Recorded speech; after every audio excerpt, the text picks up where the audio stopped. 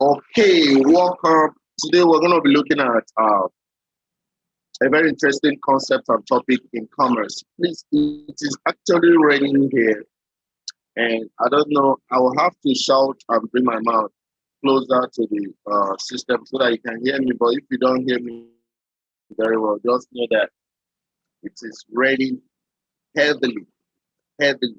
So please, I don't know.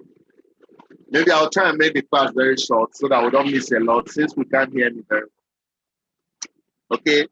We're going to be looking at production. The production we're doing here is exactly what we would have done in economics. So just take note, maybe we are not going to treat production and factors of production in economics since we're already covering it in commerce. Okay, so what is production?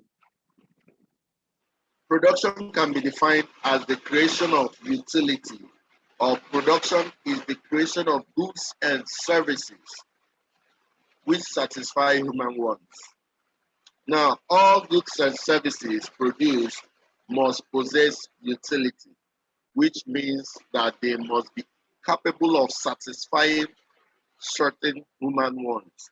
So when you hear the word utility, it simply means ability to satisfy human wants. So when you say that a good or service is having utility, that means it can satisfy human wants. Okay, so that is what production is.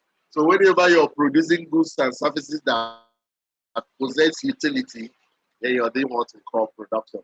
Okay, so let's look at those things that you need to put together in order for you to produce. They call them factors of production. So those things you put together to produce something, we call them factors of production. So let's look at them. Like I told you, factors of production here is exactly factors of production in economics. So please, I'm trying to shout because it's raining heavily here. I cannot be able to ascertain how my volume is for you. So that's what I'm trying to speak up. So factors of production refers to agents and components or resources which are combined together to produce goods and services. So factors of production are simply those resources that you combine together to produce goods and services. So it could be agents and components. And these factors, they are majorly four. And you have land, you have labor, you have capital, and you have entrepreneur. So these are the four factors of production: land, labor, capital, and entrepreneur. Okay. So let's look at the first factor of production known as land. So land is a free gift of nature, and uh, it does not only include land surfaces.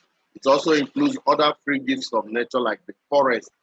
So in commerce and economics, forest is regarded as land, as a factor of production. Also have the mineral resources, the rivers, the oceans, the atmosphere. So unlike other factors of production, the supply of land is unlimited and the reward for land is rent. So take note, that's why we colored it red. The reward for land is rent. Because you're going to be asked what's the reward for labor and reward for other things. Reward for labor is wages and salary. Reward for capital is uh, reward. So each of them has their reward. So we're going to see them as we go down. Now, what are the characteristics of land? How do you know land when you see land? Number one, land is immobile. You cannot carry your land that is in the village and bring it to the town. Number two, land is a free gift of nature. Number three, the supply of land is fixed. Land is subject to diminishing returns. There is variability. It has rent as is in the world. Land has no cost of production. And land is heterogeneous. Okay, so let's go on. So what are the importance of land? Number one, you can use land for farming purposes. You can use land for livestock purposes, for fishery, like the rivers, wildlife purposes. As collateral, if you want to borrow money from the bank, you can use your land. Can use it for construction purposes. You want to build road, construct houses, that's what you. For social and recreational purposes, for residential, for your houses, industrial purposes. If you want to set up factory, you need a land. source of minerals. If you want to mine, it's from land that you mine from. And for transportation purposes, you can build roads and other things. Okay. So let's look at the second factor of production, labor. This is defined as all forms of human effort put into or utilized in production. And it also refers to man's mental and physical exertion in the process of production. The reward of labor as a factor of production is wages and salary. Like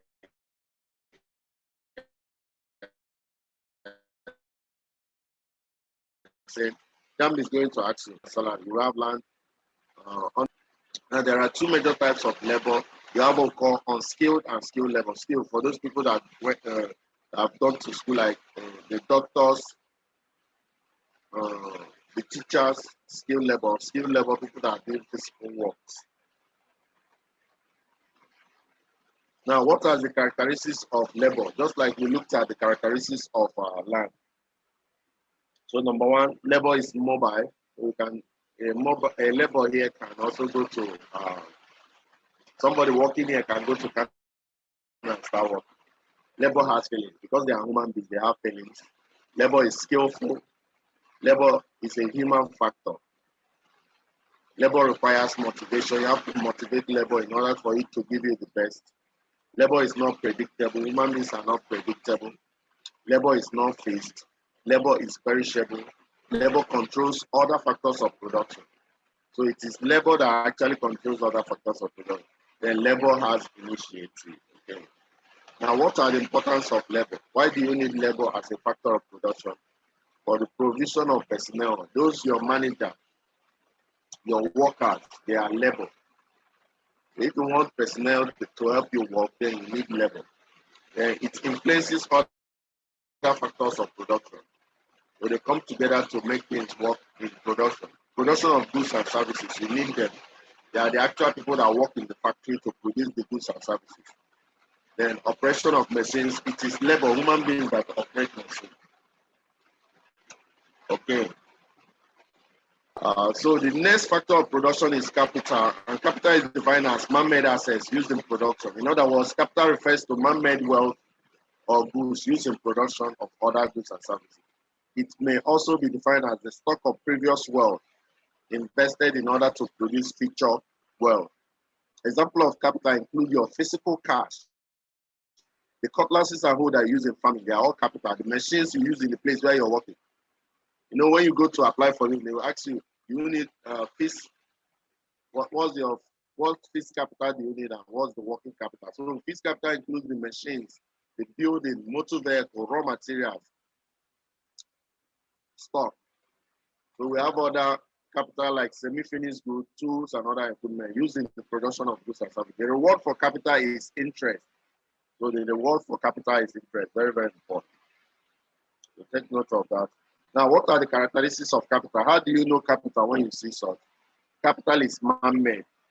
Capital is durable. That means it can last long. Capital exists in different forms. So it could be a form of your vehicle, form of your physical cash. Capital is subject to depreciation. It ensures large-scale production and it promotes division of labor. So capital is very, very important. Without capital, to do business or to go into production is very difficult. Now, types of capital. What are the different types of capital? Like I said, you have fixed capital, you have what's called circulatory or working capital. You also have current or liquid capital and social capital. Okay. Now, let's look at importance of capital. Capital is used to start a business, very important. If you want to start business, you need capital. Capital is used to acquire assets. You want to buy land, buy shares, you need capital. Capital is used to pay salaries and wages. Without capital, you cannot pay your workers. Capital is used to buy raw material. The raw material used in production, use capital to buy them. Capital is used as a working capital to offset some bill, NEPA bill and all those bills. Capital is used as a collateral to obtain loan. So if you have good equipment, when loan people come to your place, take you out, they can give you loan. Okay. Let's move forward. Okay, so let's look at the last factor of production known as entrepreneur. So an entrepreneur can be defined as the factor of production that coordinates and organizes other factors factors of production, which includes land, labor, and capital, in order to produce goods and services. The entrepreneur bears the risk and takes measured decision of the business. He risks his capital in setting up the business with the aim of obtaining maximum profit. The entrepreneur is the person who coordinates, controls, and organizes the process of production in order to make maximum output at minimum cost, thereby making profit. The reward of entrepreneur is profit. So very, very important. The rewards of the various factors of production, that is what you have to take note of, because that's what JAMB and WAEC is going to ask you. What's the reward for land, rent? What's the reward for labor, wages and salary? What's the reward for capital, interest? What's the reward for entrepreneur, profit? Okay. So finally, let's look at characteristics of entrepreneur. How do you know an entrepreneur when you see one? How do you differentiate an entrepreneur from labor? You know, two of them have human factor in them. But entrepreneur is the person that owns the business, the person that bears the risk. That's the entrepreneur. Entrepreneur is the person that organizes the factory. He organizes the other labor, the other people working, organization. That's another feature of entrepreneur. Entrepreneur is the person that takes the decision. Are we going to go into JAMB teaching or WAEC teaching? Is the owner, the entrepreneur, the manager, the person in charge that wants to make maximum profit. He decides what happens. So decision making is very, very important. Then controls other factors. So the entrepreneur now tells every other factor what to do in order to make maximum profit. Okay, the rain just stopped now. I hope we heard what I've been explaining. So this is where we're going to be stopping. In the next class, we're going to be looking at division of labor. Thank you. God bless you.